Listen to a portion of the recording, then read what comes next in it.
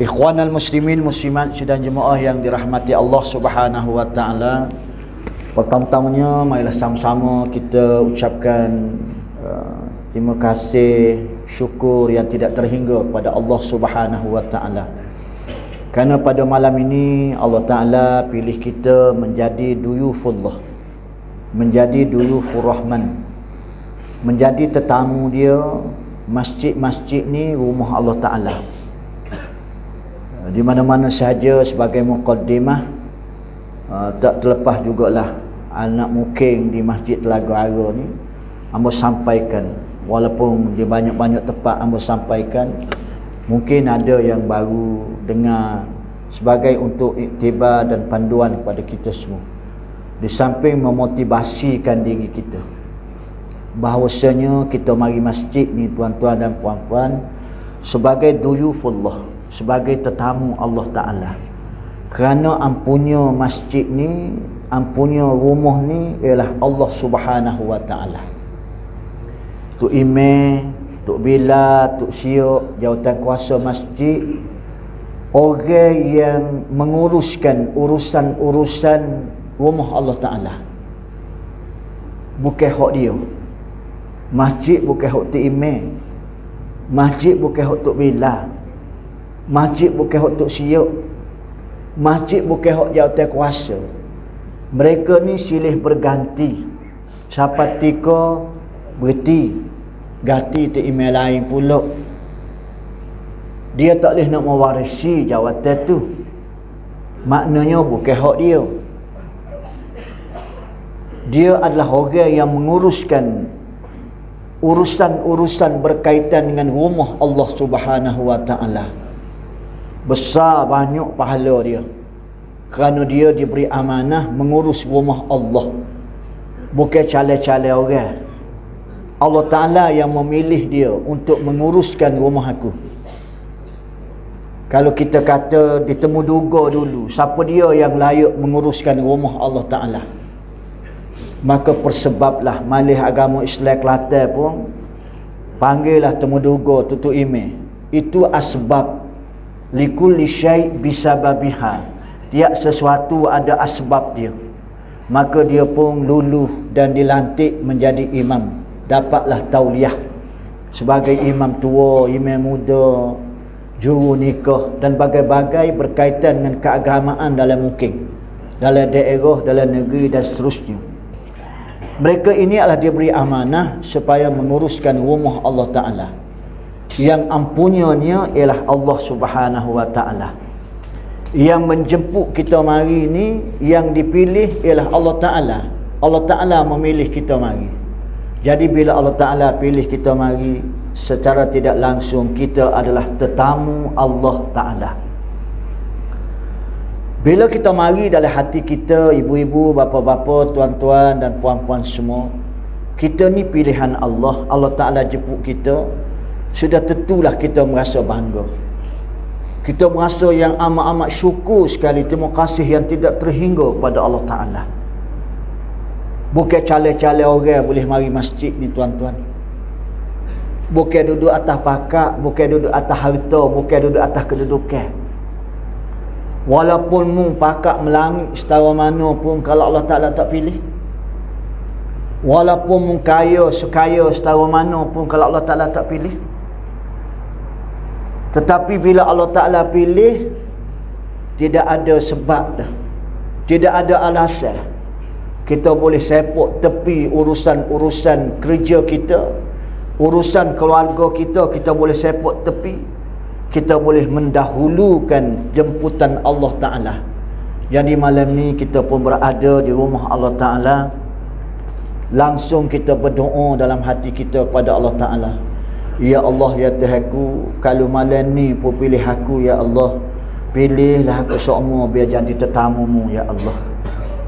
Jangan malam ni mu pilih aku, Ngorik mu pilih aku, Isa mu pilih aku, subuh mu tak pilih aku, tinggal 4 orang pagi esok. Aku tak say, ya Allah.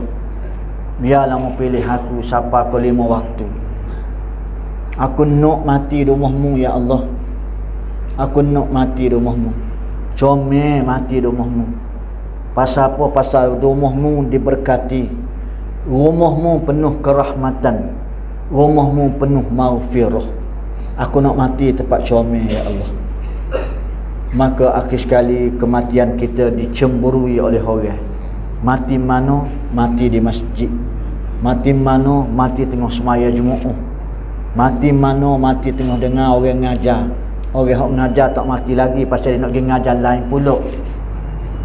Orang hok dengar tu mati. Boleh faham tuan-tuan? Takut benar dia kemati dia tu. Muslimin muslimat yang dirahmati Allah Subhanahu wa taala, bila dalam hati kita ada benda yang macam tu, kita berasa Allah Ta'ala masih lagi kasih sayang kita, Allah Ta'ala masih lagi menyenaraikan nama kita di sisi dia, yang menyebabkan dia pilih kita ni. Allah Rabbi ya Karim. Tak boleh nak gambarkan tuan-tuan. Raja, segala raja pilih kita mari di istana dia.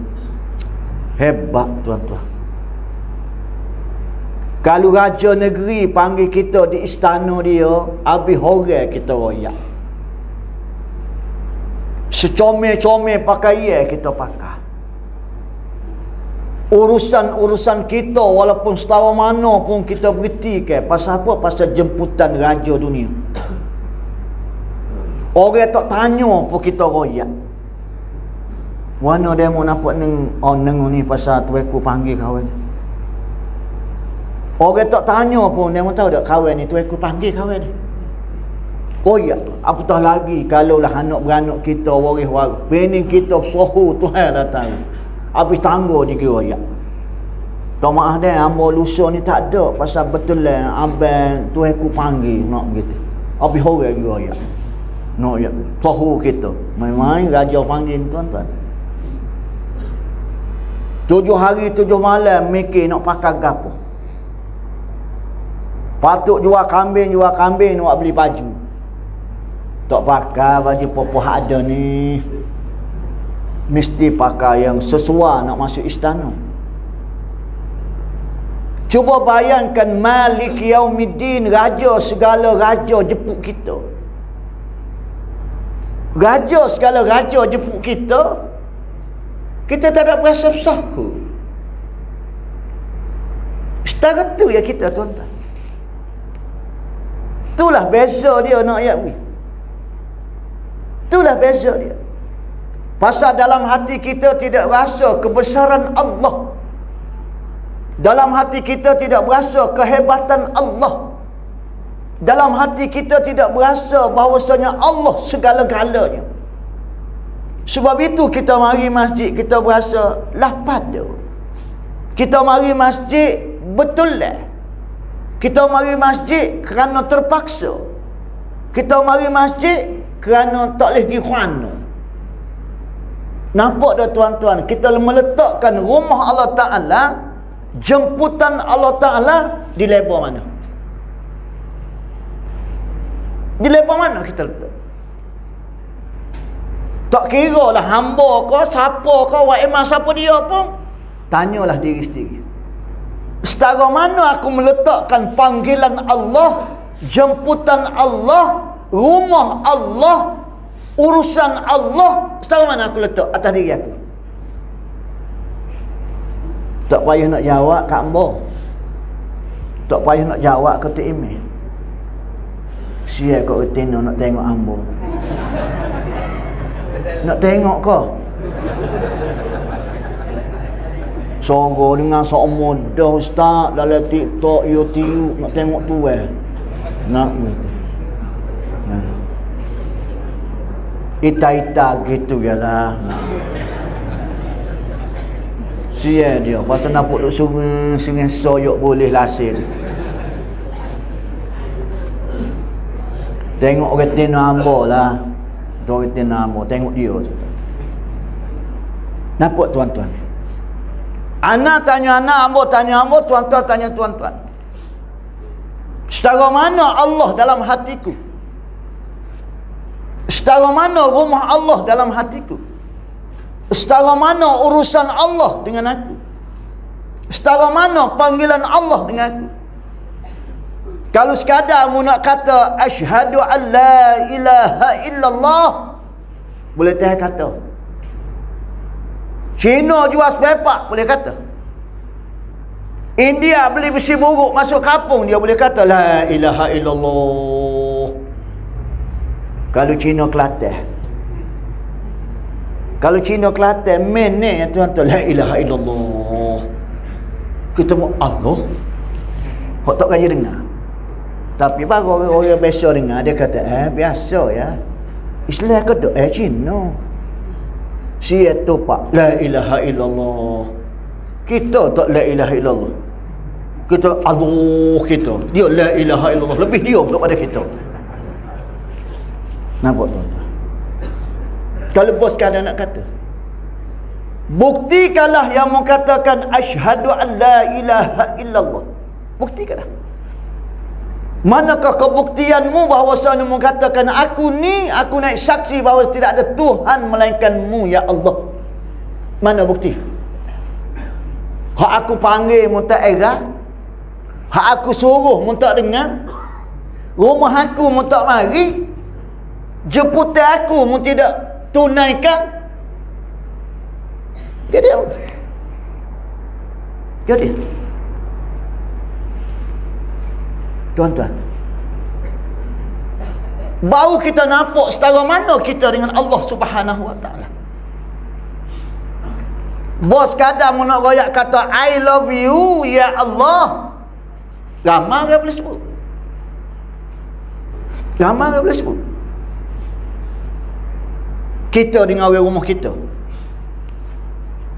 celak mata pagi I love you, kerja tak, tengah hari I love you, petang I love you, beras dia beli, gula dia beli, cari pitih dia, ginoreh dia, berapa dia, kita duk main siapa dia, I love you, berapa hari tahan, pagi tahan, tak ada 2 minggu kelik muh dia.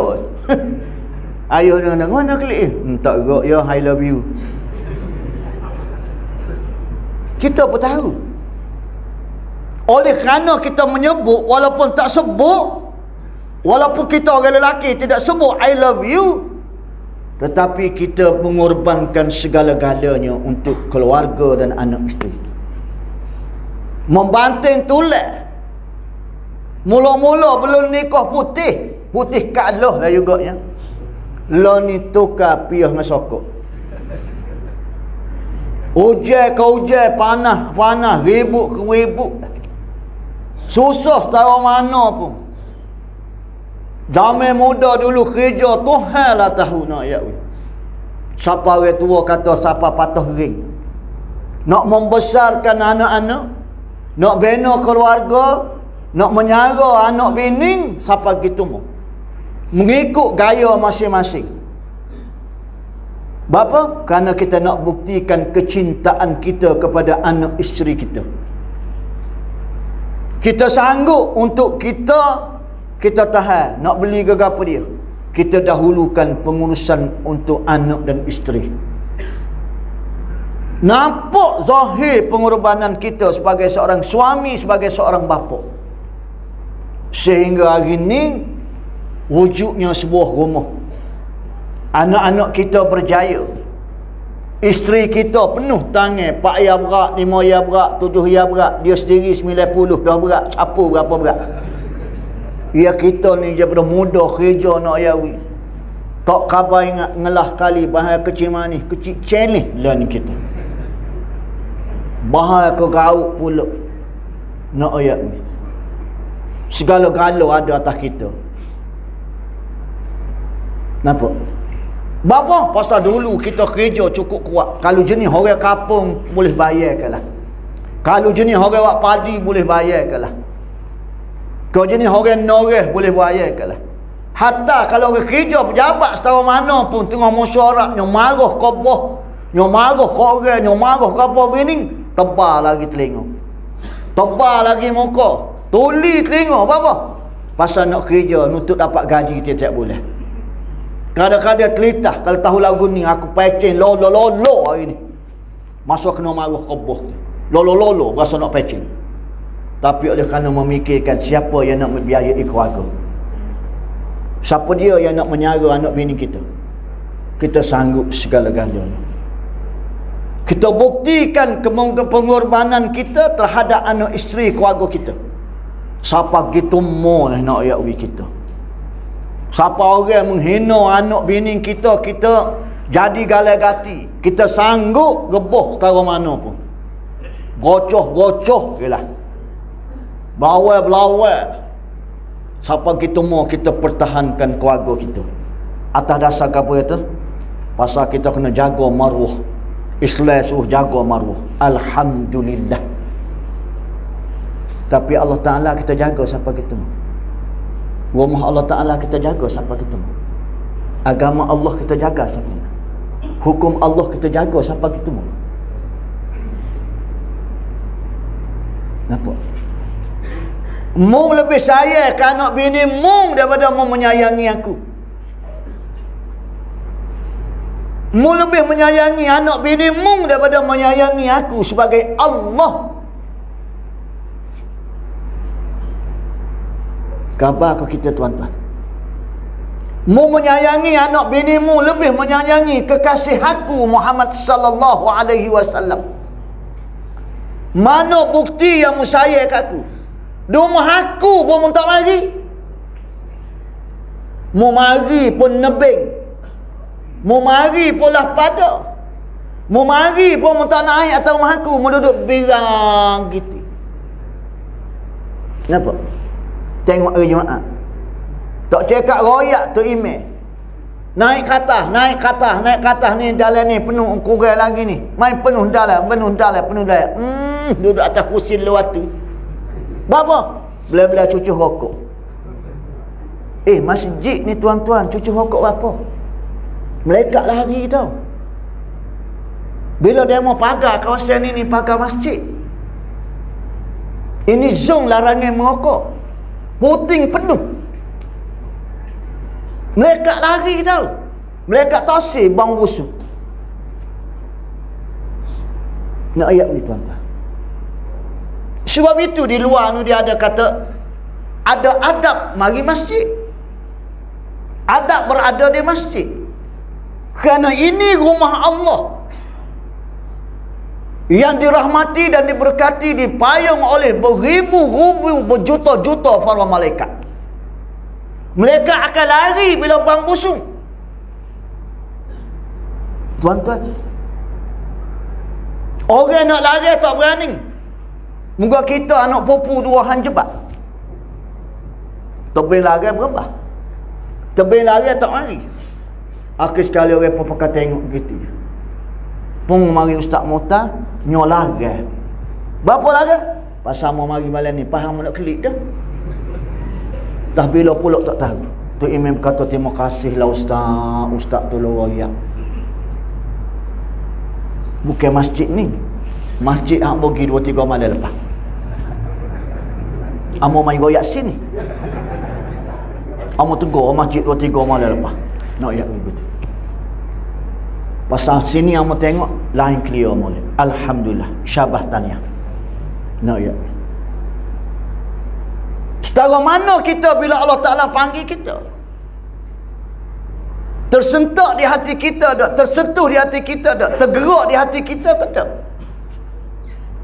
Kalau kita tidak membangunkan, memakmurkan rumah Allah, siapa lagi? Bagaimana kita nak memakmur, nak membangunkan rumah Allah Ta'ala? Bukan dengan membangunkan dengan bangunan. Sekadar nak bangunkan bangunan di zaman mutaakhir ni ramai orang nak bersedekah. Masjid hebat-hebat, masjid besar-besar. Tetapi nak membangunkan, memakmurkan di dalam tu dengan semaya Jumaat, dengan pelbagai program, menghiasi masjid dengan program-program, pengisian-pengisian. Hak ni hak aku nak. Innama ya'muru masajidallah man amana billahi wal yaumil akhir. Siapa-siapa dia yang meramaikan, yang menghidupkan, menceriakan masjid. Bukan tu kacak tiap-tiap tahun. Orang semaya Zuhur ada 4 orang. Asal ni orang. Ngorik gila 10. Isyak nambahlah 12. Subuh, okey, ustaz tak tahu. Dia tak oyak berapa orang. Dia jawab gitu. Ustaz okey, tak tahu subuh. Engkau orang tidur kan. Tak kata apa kita. Nampak? Tapi masjid comel. Masjid. Oh, moden yang teramat sangat. Carilah masjid yang tak ada aircon. Bukan setakat masjid, surah pun orang berbuah aircon. Nak ayat ni. Dari segi infra, kemudahan asas di masjid hari ni, boleh katakan alhamdulillah. Cuma hari ni lah bagaimana kita nak memakmurkan, menghidupkan dia dengan program. Yang pertama sekali semaya Jumaat.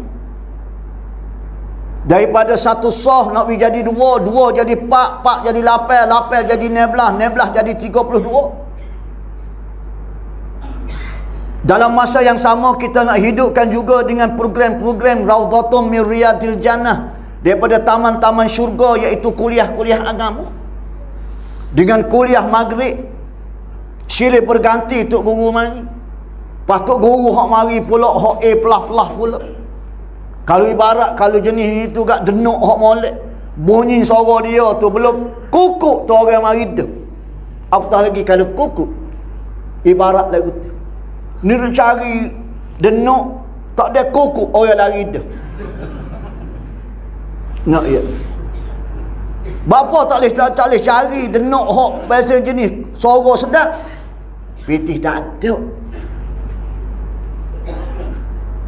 Panggil-panggil tu dengan pitih. Nak panggil Ustaz Zahid terus pitih. Nak panggil Datuk Kazim Aliyah pitih. Duk mana pitih? Dia poket demo. Dia poket demo.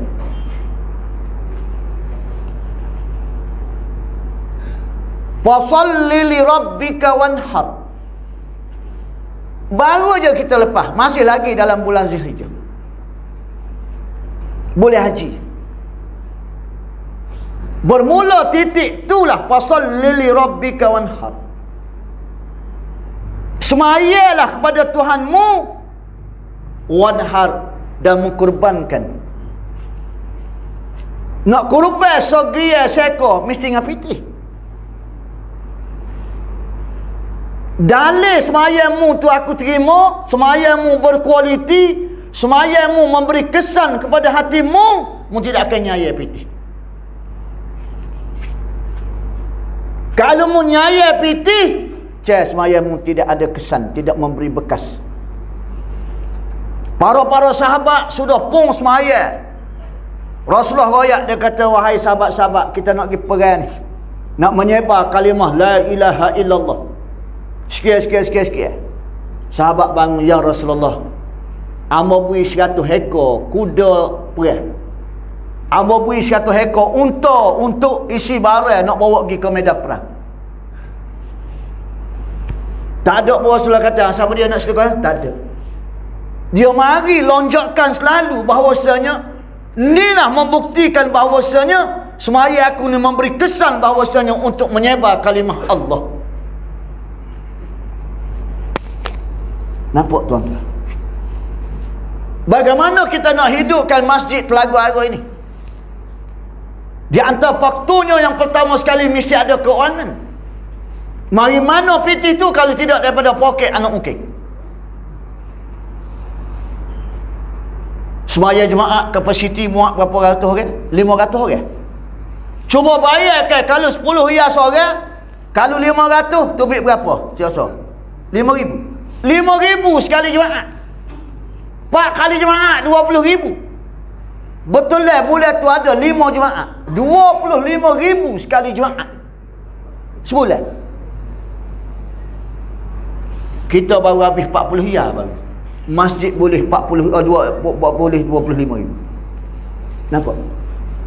Daripada 25,000 tu jemaah, tak capur lagi orang mari semaya subuh, orang mari semaya waktu-waktu yang lain. Purata boleh sebulan, masjid kita boleh 30-40,000. Gap dia mau nak buat? Nak panggil siapa dia? Kuliah bulan ni Sebulan sekali kita panggil ustaz ni. Sebulan kali kita panggil ustaz ni. Ustaz ni, ustaz ni. Bila bunyi nama-nama besar, sudah tentu orang ramai akan mari. Bila orang ramai mari, sudah tentu ramai sumbangan. Banyak sumbangan. Bila banyak sumbangan, kita boleh bawa pula forward ke level-level. Memang tuan-tuan. Patut kita kena fikir benda ke arah ni. Supaya rumah Allah Ta'ala nampak hebat. Rumah Allah Ta'ala dimakmurkan dengan program-program. Biar orang pun lalu. Oh kata masjid tu ramai semua orang. Masjid tu hidup. Padahal masjid dalam kampung. Nak boleh sapa. Oh tapi. Nak ayat. Bunyi dalam telaga ya masjid. Rupanya telaga mah rupanya. Kalau kita tidak perkenalkan masjid kita, tuan-tuan, siapa dia? Sebab itu Amar di muka Amar kata kita kena jual masjid kita. Maksud jual, kita kena jual program yang ada di masjid kita. Biar orang tahu masjid kita ni hidup. Dalam masa yang sama kita ada nombor akaun. Dan tidak keterlaluan kalau saya katakan, hari ni orang Noyawi tidak nyayai piti. Pun dia tengok masjid ni ada berbagai-bagai program, dia transfer je piti masuk dalam akaun masjid kita. Nampak tuan-tuan? Bermula di mana? Bermula dengan kita. Bila nak start? Malam ni kita start. Kita kena mikir bagaimana kita nak menghidupkan, memakmurkan rumah Allah biar nampak hebat. Kita mesti berganding baru. Jangan kita nak arak kota email pegawai-pegawai masjid saja. Ambil lah kerja demo. Masya Allah, ini rumah Allah. Kita nak arak pada jawatan kuasa saja. Kita kena ambil bahagia di mana sudut yang kita boleh bantu. Sama ada sokongan keuangan, moral, idea, ataupun kita ada link mana-mana, kita boleh tolong sampaikan pada mereka supaya bangunkan masjid kita Telaga. Dan benda bukan impossible, orang putih kata. Kalau masjid Telaga satu masa nanti orang akan kenal. Orang akan tercari-cari mana masjid Telaga. Bagaimana dia boleh createkan sehingga akan program sebegitu hebat. Semaya Jumaat, semaya subuh pagi Jumaat tak muat sehingga tu email kata baliklah separuh main minggu depan. Siapa gitu? Mesti orang akan belajar lagu mana yang menyebabkan tu email jatuh kuasa buat siapa gitu mau. Hasil daripada dia mari, tu email pun buatlah penjelasan dan sebagainya, penerangan bagaimana step tu email mulakan. Orang tu pun ambil ilmu tu balik kapun dia, buat balik ke masjid dia.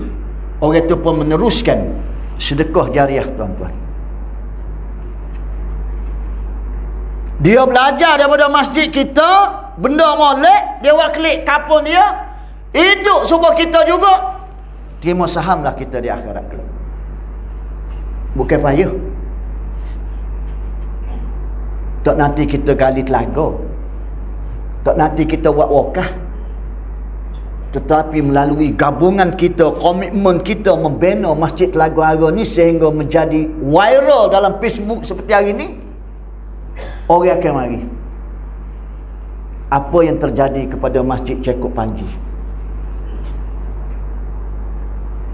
Ambo baru aja kuliah duha pagi Sabtu baru ni, tu imam muda dia Aiman bagi tahu. Hari ni dia kata ustaz mencicah 8,000 sekali Jumaat kutipan. Kapasiti masjid dia 200 orang aja setiap hari.